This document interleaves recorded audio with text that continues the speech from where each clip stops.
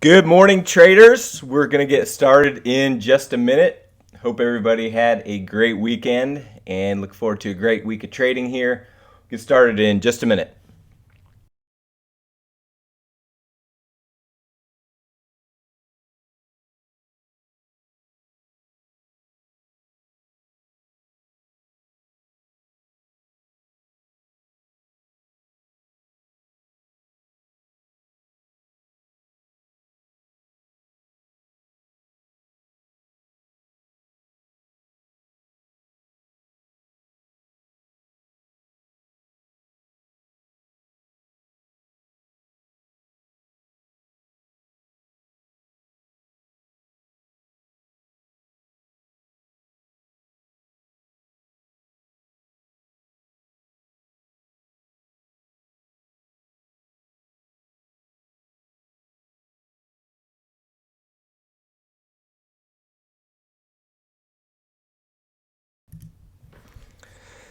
All right, welcome, traders. Hope everybody had a great weekend. It is Monday, March 27th. The market's going to open here in just under 5 minutes. Welcome to Navigation Trading Live, where we do our trade of the week and just kind of get some thoughts on the overall market for the week, for the trading week ahead. So if you haven't already, make sure you connect with us on Facebook, YouTube, Twitter, so you get notified of the different events that we have coming up. And remember, this session is really all about you guys. So if you have questions or suggestions on topics that you want us to cover, feel free to shoot us an email or post them in the comments here on YouTube and Facebook, and we'll do our best to cover them depending on the topic. Or if you just have any questions that you like a little bit more of a visual explanation on, feel free to shoot us an email that way and ask us to cover it, and we might be able to cover it online here as we go over the platform. So after this event, the video will automatically be posted to Facebook, YouTube, and Twitter. So if you do miss this live, you can always come back and catch it a little bit later. So let's jump into the trade of the week and jump onto the platform. Take a look at what's going on in the market. I don't know if you guys can see the huge smile on my face right now. And if you can guess why, it's because the market's down and we have some high implied volatility. Can you believe it? You know, I think there's a lot of traders that follow navigation trading that if you're newer, you may not have seen what high implied volatility is yet. So congratulations, today's your day. We've got some good high implied volatility, which means more opportunity for us to make premium selling trades. So the market, it's not quite open yet. It's got about a minute and a half before it opens. But if we go to the futures and we look at, for example, the S&P 500, look at what implied volatility is doing today. You know, the IV percentile is up to about 74. So that's going to translate pretty closely to what we're going to see in SPY and SPX. If we look at the Russell futures, up over 60 on the IV percentile, so that'll translate to the IWM and the RUT, which are the corresponding indexes and ETFs. Same with the NASDAQ. Well, actually the implied volatility indicator doesn't work with the NASDAQ futures. But it's going to be nice across the board. If we look at bonds implied volatility was starting to creep up with TLT, and with bonds up, we should see a little bit of a pop in IV there. But look at the VIX. I mean, this is the real measure of implied volatility versus the S&P 500 index. So kind of the broad market volatility index. And you know, we see as you saw in the S&P 500, you're going to see the same thing in VIX. So we'll actually look to be putting on a VIX position to our Navigation Alerts subscribers. So if you haven't joined Navigation Alerts, and there's the opening bell, and you want to, we still have a 2-week trial going on. We started on St. Patrick's Day. I was actually gonna just do it for one day, but I Actually, to be honest, just left it up and haven't taken it down yet. So if you're still interested in that, the 2-week trial is still up on the site. Just been so busy. Once I get to taking that down, I will, and it'll go back to the regular price. But feel free to jump on that while it's still available. And let's take a look at the different markets. So if we look at the DIA, which is the Dow, again, boom, just a nice spike in IV there. If you look at SPX, S&P 500, same thing. IWM, nice spike up to 79 on the IV. Let's see what TLT is doing. No, not too much. Just still a little bit of still on an upward trend, but not near the volatility that we're seeing in the indexes in the stock market. Oil is finally getting some implied volatility, like we've seen a little bit higher.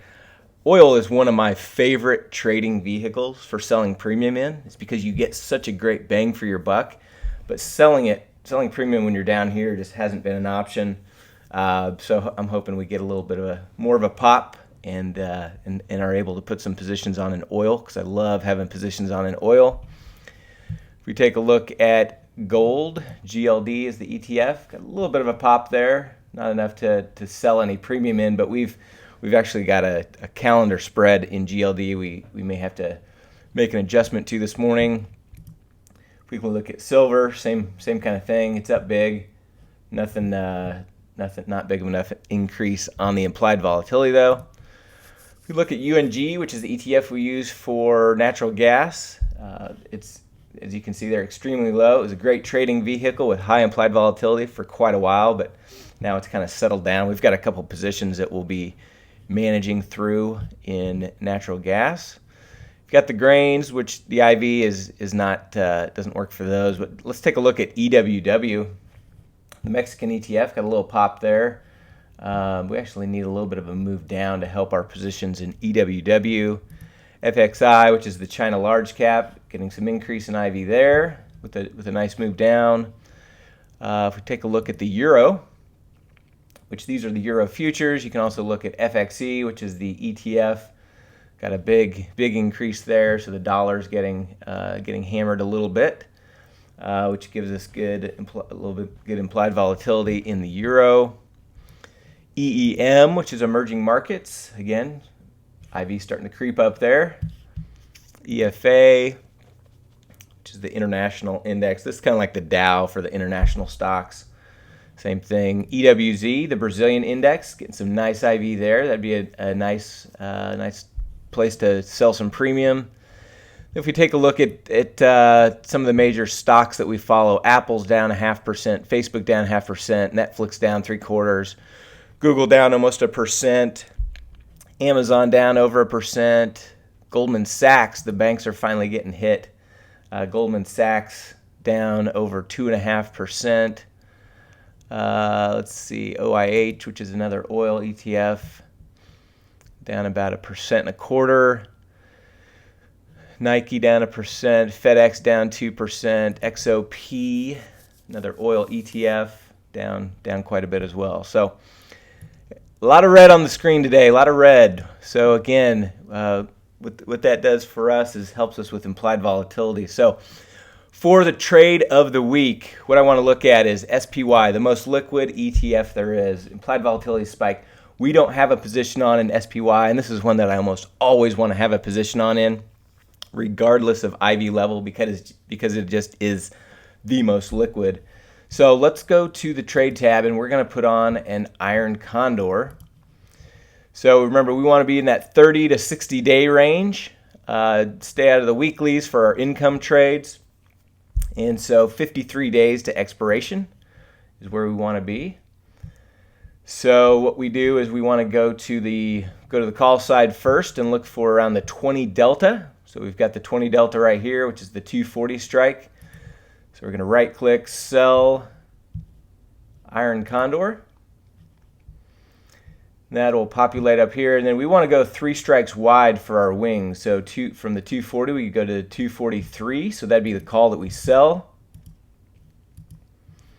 And then scroll back up to the put side and look for the 20 delta on the put side, which would be the 221. So we change our put that we sell to the 221.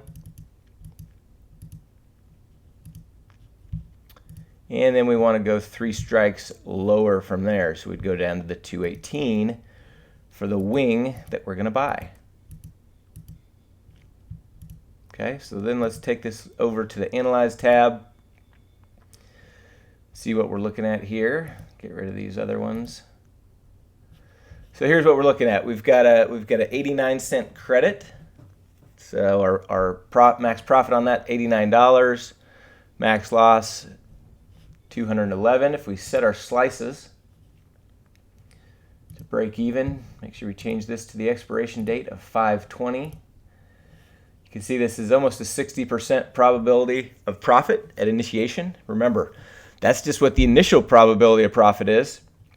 The way that we manage these at 40% of max profit gives us a chance to take profit, and we're typically kind of in that 80 to 85% winning percentage on these trades. So very high probability trade. So on this, I'm gonna kick this up a few contracts. I want to get in 5, so that gives us a 445 total profit, risking about a little over $1,000 on the trade total.